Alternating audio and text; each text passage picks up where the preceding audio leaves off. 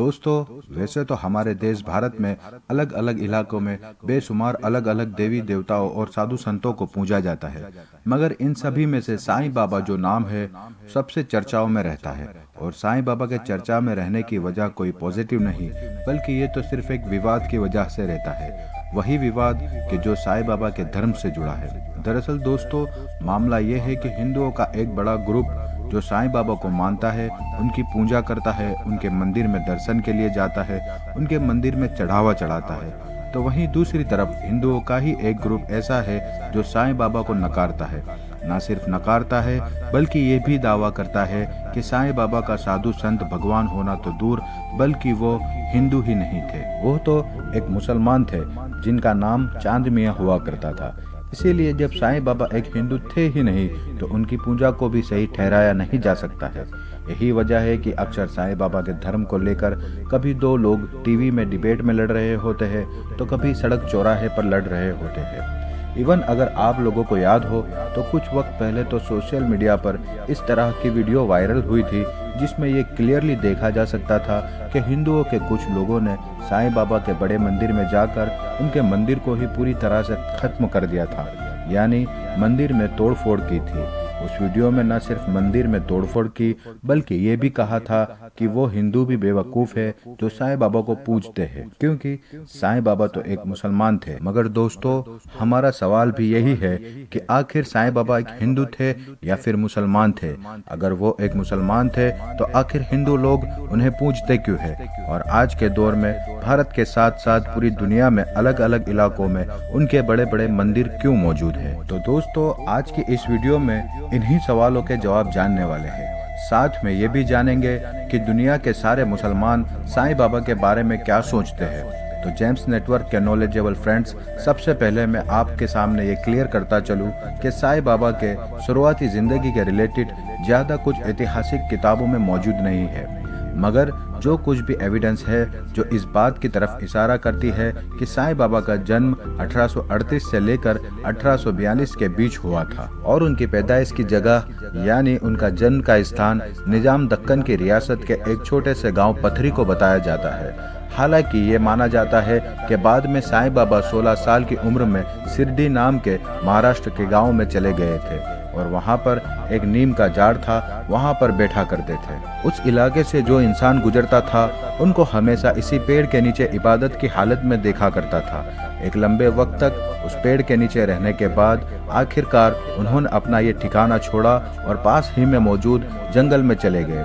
जंगल में भी कुछ वक्त गुजारने के बाद वो वापस आए, मगर इस बार जो इनका ठिकाना बना वो एक मस्जिद थी, एक ऐसी मस्जिद कि जिसको वो द्वारका मई कहा करते थे। ये माना जाता है कि यहाँ पर रहने के दौरान साईं बाबा न सिर्फ नमाज अदा किया करते थे, बल्कि वक्त वक्त पर कुरान भी पढ़ा करते थे। साईं बाबा अक्सर हम्द और नात गुनगुनाया करते थे और बेखुदी के आलम में झूमते रहते थे। इसके अलावा उनको कव्वाली और फातिहा जैसी चीज़ों का भी खूब शौक था।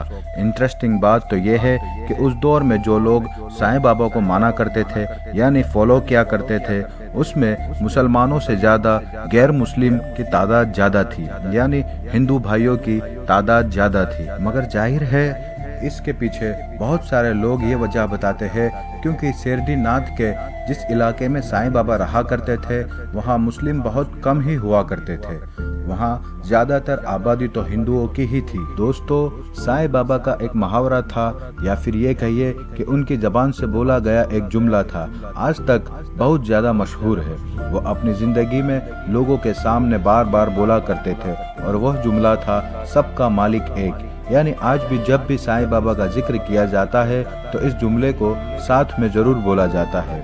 इसके अलावा साईं बाबा के बारे में ये भी माना जाता है कि साईं बाबा जब भी अपने फॉलोअर्स में बैठते थे और अपने फॉलोअर्स को नसीहत किया करते थे, तो ना सिर्फ कुरान की बहुत सारी आयतों से बहुत सी चीज़ें बताया करते थे, बल्कि हिंदू धर्म की किताबों से भी वो सारी चीज़ें बताया करते थे कि जिससे हिंदू लोग नसीहत हासिल कर सकते हैं। फिलहाल दोस्तों, अक्टूबर 1918 में साईं बाबा हमारी दुनिया से हमेशा हमेशा के लिए चले गए थे। उनके इंतकाल के बाद उनको मुस्लिम रीति रिवाजों के साथ उसी मस्जिद से मिली हुई दीवार के साथ दफनाया गया था। कि जिस मस्जिद में उन्होंने अपने जिंदगी का ज्यादातर वक्त गुजारा था। आपको जानकर शायद ये हैरानी होगी कि मुसलमानों का एक छोटा सा ग्रुप जो साईं बाबा पर यकीन रखता है, यानी साईं बाबा को मानता है, उनका तो ये दावा है कि साईं बाबा तो अपने फॉलोअर्स को तौहीद का दस्त दिया करते थे, यानी साईं बाबा भी एक तौहीद परस्त इंसान थे। मगर बाद में जब उनका इंतकाल हो गया, क्योंकि जाहिर है उनके फॉलोअर्स में ज़्यादातर हिंदुओं की तादाद थी और जिस इलाके में वो रहा करते थे वो भी हिंदुओं का गांव था और मुसलमान वहाँ पर कम रहा करते थे, तो इसीलिए धीरे धीरे उनकी तालीमात को बदल दिया गया था। और जब उनकी ज़िंदगी में ही उनके ठिकाने के बाहर उनसे दुआ लेने वालों की एक लंबी कतार लगी रहती थी, वही कतार उनके इंतकाल के बाद उनके कब्र पर भी लगी रही और फिर धीरे धीरे उन लोगों ने उनकी इबादत भी शुरू कर दी और बाद में मंदिरों का चलन भी शुरू हो गया। मगर दोस्तों, इसके उलट बहुत सारे मुसलमान ऐसे हैं जो साईं बाबा को मुस्लिम मानते ही नहीं है, क्योंकि उनका ये मानना है कि भले ही ये मान लिया जाए कि साईं बाबा मुस्लिम फैमिली में पैदा हुए थे, मुस्लिम लिबास में और मुस्लिम तौर और तरीक़ों से उन्होंने अपनी ज़िंदगी को गुजारा था और बाद में उनको मुस्लिम रीति रिवाज के साथ दफना भी दिया गया था, मगर फिर भी उन्होंने ज़िंदगी में कुछ ऐसे काम किए थे कि जिसकी वजह से शायद उनको एक मुस्लिम कंसीडर किया ही नहीं जा सकता है, बल्कि वो अपनी ज़िंदगी में ही एक कंप्लीट हिंदू बन चुके थे। जेम्स नेटवर्क के नॉलेजेबल फ्रेंड्स, अब अगर साईं बाबा की ज़िंदगी हमारे इतिहास के दो और अहम किताबों के जरिए से समझने की कोशिश की जाए तो ये मामला और भी ज़्यादा कॉम्प्लिकेटेड निकलता है। दरअसल मैं बात कर रहा हूँ इतिहास के उन दो अहम किताबों के बारे में, जिनमें से एक को लाइफ ऑफ साईं बाबा जबकि दूसरे को श्री साईं सचित्र के नाम से जाना जाता है। ये दोनों ही ऐसी किताबें हैं कि जिनको हिंदू राइटर्स की तरफ से लिखा गया है। इन किताबों के मुताबिक साईं बाबा ने अपनी ज़िंदगी में अपने सबसे ख़ास भक्त को ये बताया था कि उनका जन्म एक मुस्लिम फैमिली में नहीं बल्कि एक हिंदू फैमिली में हुआ था। मगर जैसे ही साईं बाबा की उम्र 5 साल हुई तो उनके माँ बाप ने उनको मुस्लिम फ़कीर को सौंप दिया था। अभी साईं बाबा ने उस मुस्लिम फैमिली में 4 या 5 साल ही गुजारे थे कि उस फ़कीर का इंतकाल हो गया। उसके बाद साईं बाबा की परवरिश भोपाल राव देशमुख ने की थी। यानी दोस्तों, ऑनेस्टली साईं बाबा की ज़िंदगी का जायज़ा लिया जाए तो उसमें हिंदू और मुस्लिम दोनों ही धर्म की चीज़ें बहुत ज़्यादा मिक्स मिलती है।